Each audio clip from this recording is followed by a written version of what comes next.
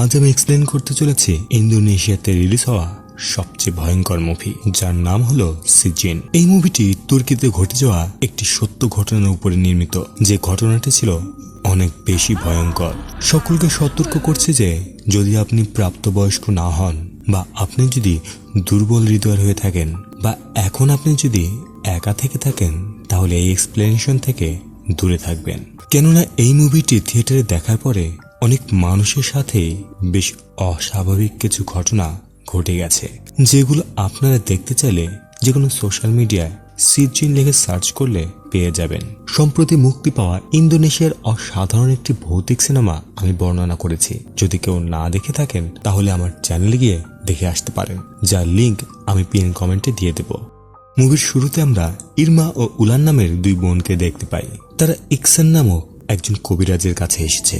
ইকসানের সহকারী মহিলা তাদের দুজনকে নিচে ডেকে নিয়ে যায়। ইরমা কবিরাজকে জানায় সে তার খালাতো ভাইকে খুব বেশি ভালোবাসে। এখানে সে এসেছে এটা জানতে চেয়ে তার খালাতো ভাইকে সে কি বিয়ে করতে পারবে, এজন্য সে ওই কবিরাজকে বেশ কিছু অর্থ প্রদান করে। কবিরাজ মন্ত্র পাঠ করে ডেকে নিয়ে আসে জিন। জিন ধীরে ধীরে ভর করে উলানের শরীরে। এখানে জিন বলতে থাকে, গালান তোমার জন্য সঠিক মানুষ নয়। যদি তুমি তাকে পাবার চেষ্টা করো তাহলে সে তোমার মৃত্যুর কারণ হবে। কবিরাজও তাকে পরামর্শ দেয় সে যেন গালানকে ভুলে যায়, তা না হলে ইরমার উপরে নেমে আসবে ভয়ঙ্কর বিপদ। এরই মধ্যে 12 বছর কেটে গেছে। ইরমারা গালানদের বাড়িতে এসেছে। গালাংয়ের মেয়ে সোফিয়ার জন্মদিন, অর্থাৎ গালাং ইরমাকে বিয়ে করেনি। সে বিয়ে করেছিল নিসা নামের একটি মেয়েকে। গালাংয়ের মা অসুস্থ ছিল, এতটাই অসুস্থ ছিল যে বিছানা ছেড়ে সে উঠতেই পারত না। জন্মদিনের অনুষ্ঠান শেষে ইরমা সোফিয়াকে একটি পুতুল গিফট করে। এখানে আমরা দেখতে পাই যে সোফিয়া জন্ম থেকে অন্ধ। এদিকে গালাং একাই দাঁড়িয়েছিল। সুযোগ বুঝে ইরমা তার কাছে যায় কথা বলার জন্য। এখানে আমরা জানতে পারি যে গালাংয়ের সাথে ইরমার সম্পর্ক ছিল, যেটা তারা গালাংয়ের বিয়ের পরেও কন্টিনিউ করেছে। আর এইখানে ইরমা গালাংকে জানায় তার পেটে গালাংয়ের সন্তান, কিন্তু গালাং কোনোভাবেই তা বিশ্বাস করতে চাচ্ছিল না। গালাং রেগে তাদের মধ্যে কোনো সম্পর্ক নেই এটা বলে ইরমাকে সেখান থেকে চলে যেতে বলে, কিন্তু ইরমা ছেড়ে দেওয়ার পাত্রী নয়। সে বারবার গালাংকে ফোন করছিল, কিন্তু গালাং কোনোভাবেই তার কল রিসিভ করছিল না।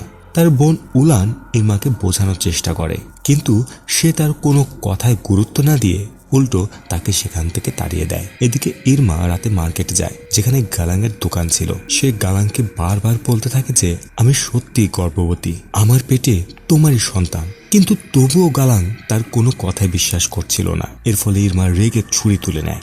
গালাং বাঁচার জন্য তাকে ধাক্কা দেয়, যার ফলে ইরমা নিচে পড়ে যায়। এতে তার পেটের সন্তান নষ্ট হয়ে যায়। পরের দিন গালাং হসপিটালে এসে ইরমাকে জানায় তাদের ভেতরে আর কোনো সম্পর্ক নেই।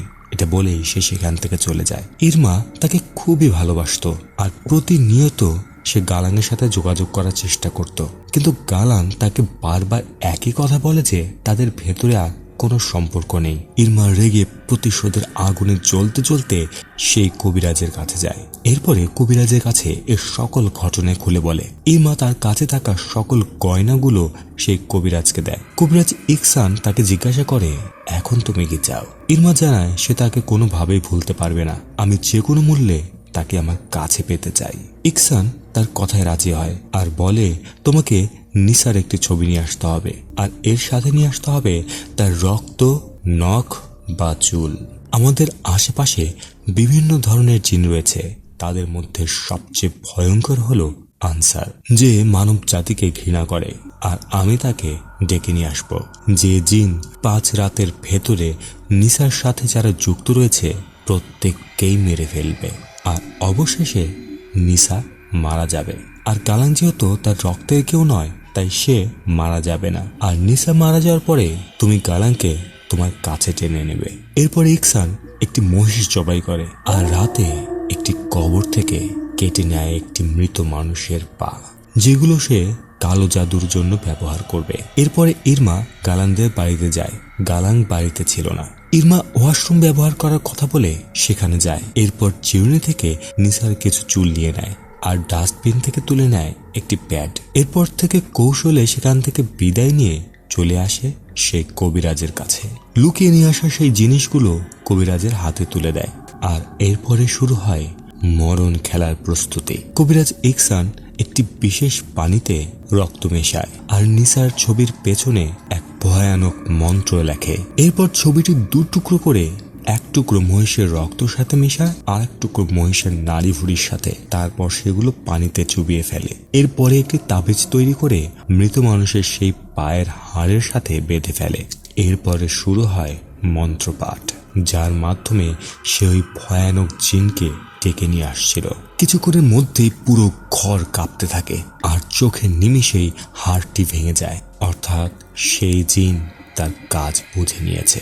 এরপর নিসার ছবির টুকরোগুলো কুকুরের খাবারের ভেতরে দেওয়া হয়। এরপর কবিরাজ বলে, আজ রাত থেকে 5 রাতের ভেতরে নিসা মারা যাবে। এর সাথে মারা যাবে তার রক্তের সকল আত্মীয় স্বজন। প্রথম রাত শুরু হয়। গালান তার ঘরে ঘুমোচ্ছিল, নিসা নামাজ পড়ছিল।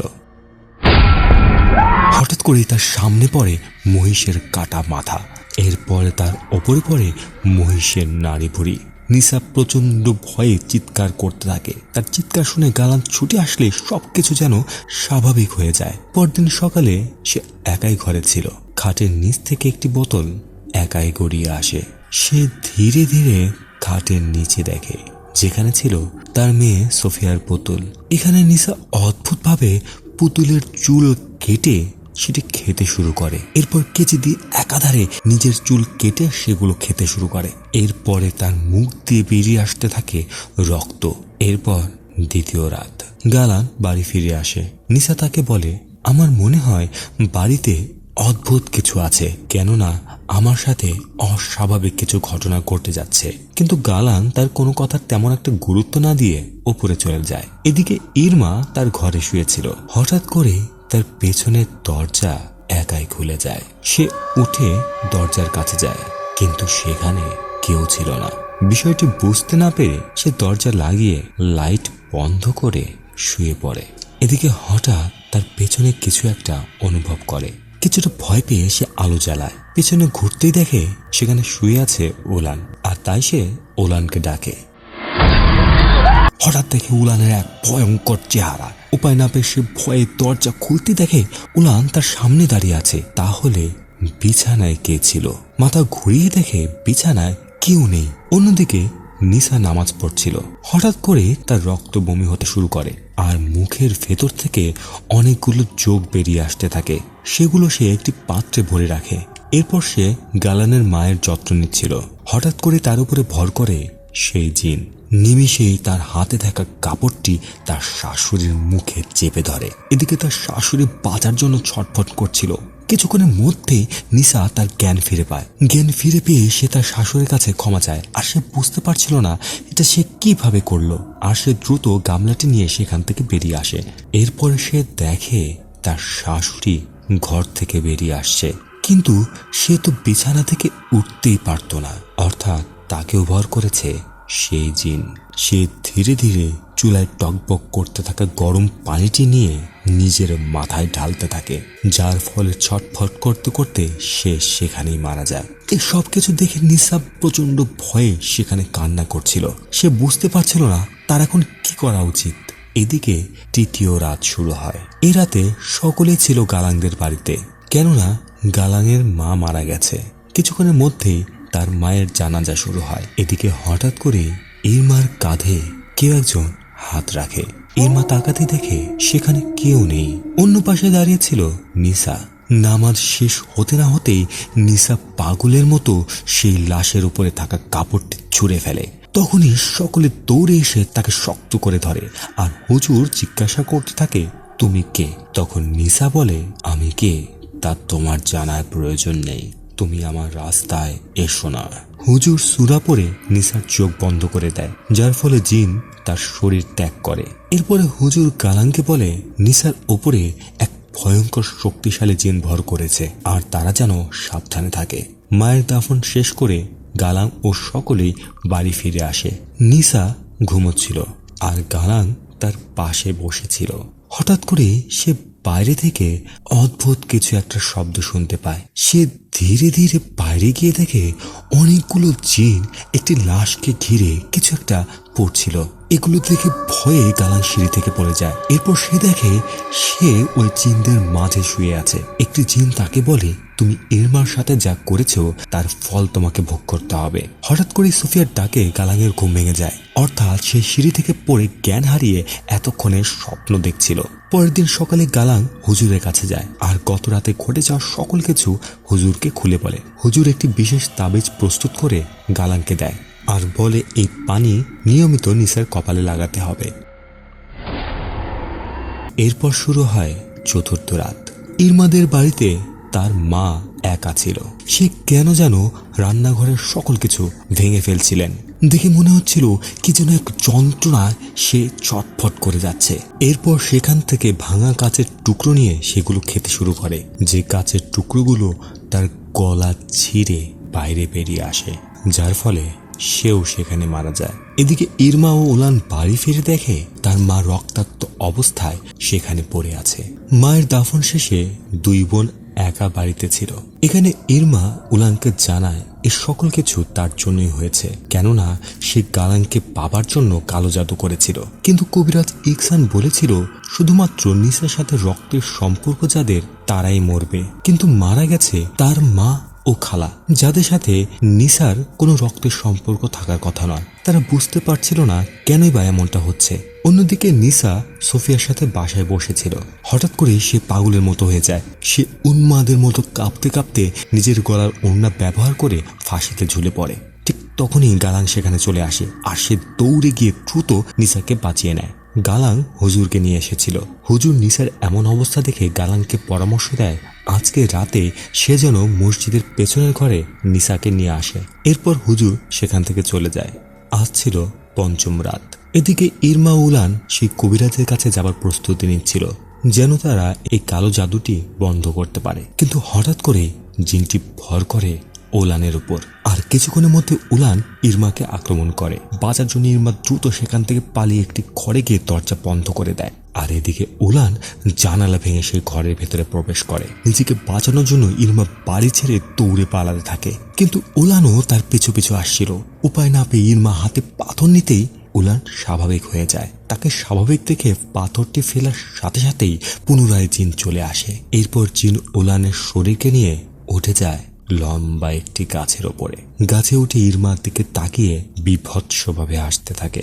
এরপরে উলান গাছের ওপর থেকে লাফ দেয় আর লাফ দেওয়ার সময় তার চুল ডালের মাথায় পেঁচিয়ে গিয়েছিল, যার জন্য তার মাথার পুরো চামড়া উঠে যায় আর কষ্টে উলান সেখানেই মারা যায়। ইরমার চোখের সামনে তার একমাত্র বোনকে এইভাবে ছটফট করে মরতে দেখে সে অনেক কষ্ট পায়। এখন শুধুমাত্র ইরমা একাই জীবিত আছে।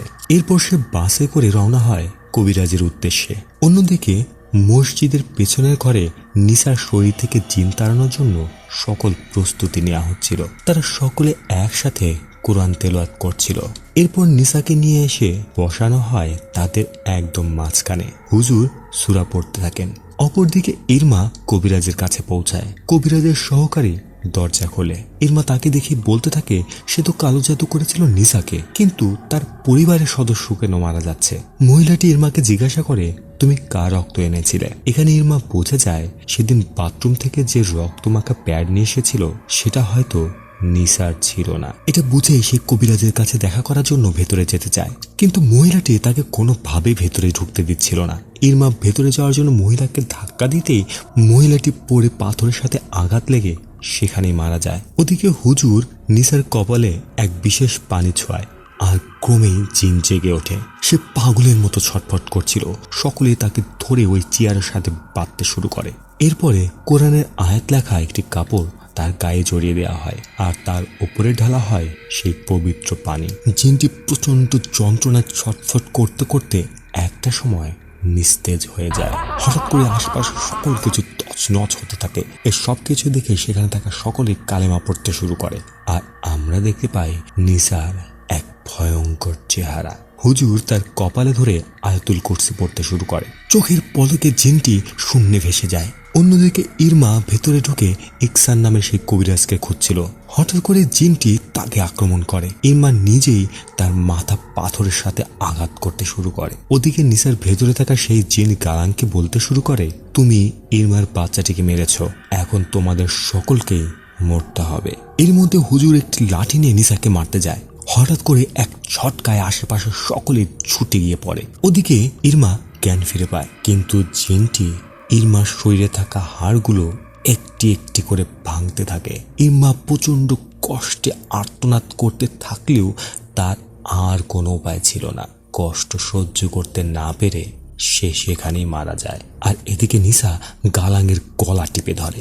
গালাং প্রায় মরতেই বসেছিল, ঠিক তখনই হুজুর জ্ঞান ফিরে পায়। এরপর সে উঠে নিসার মাথায় সজোরে আঘাত করে, সাথে সাথে নিসা জ্ঞান হারিয়ে ফেলে। এই সময় সেখানে হেঁটে আসে সোফিয়া। এখানে অদ্ভুত ব্যাপার হলো, সোফিয়ার চোখ একদম ভালো ছিল। তাদের বুঝতে আর বাকি থাকে না, এতদিন জিন অন্য কোথাও নয়, ছিল সোফিয়ার শরীরে।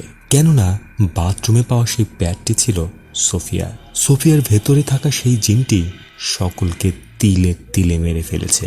সবগুলো খুনের সময়ে সোফিয়াই সেখানে ছিল। এখন শুধু বাকি গালাং। ধীরে ধীরে সে গালাঙের গলা টিপে ধরে। এমন অবস্থা থেকে হুজুর তসবির উপরে দোয়াপাট করে সেটা সোফিয়ার দিকে ছুড়ে ফেলে। সঙ্গে সঙ্গে সোফিয়া ভয়ঙ্কর ভাবে চিৎকার করে সেখানে পড়ে যায়। এরপরে আমরা দেখি নিসা হসপিটালে শুয়ে আছে, আর তার পাশে আসে সোফিয়া। অসাধারণ এই মুভিটি এখানেই শেষ হয়ে যায়। এই মুভিটি যে সত্য ঘটনার উপরে নির্মিত, সেই ঘটনাতে ওই রাতে গালানকে ঘাড় মোটকে মেরে ফেলা হয়েছিল। আর ইরমা ও উলানের জায়গা ছিল গালাঙের চাচাতো ভাই। পুলিশ এই দুজনের লাশ দুটো ভিন্ন জায়গায় পেয়েছিল। সেই পরিবারের সকলকেই মেরে ফেলা হয়েছিল। শুধুমাত্র বেঁচে ছিল নিসা এবং সোফিয়া। তবে নিসা আর চলাচল করতে পারত না। কিন্তু অবাক করার বিষয় হলো, অন্ধ সোফিয়া হয়ে গিয়েছিল একদমই সুস্থ। গল্পটি কেমন লাগলো তা অবশ্যই কমেন্টে লিখে জানাবেন। আর এমন আরো গল্প শুনতে চাইলে চ্যানেলটি সাবস্ক্রাইব করে রাখবেন।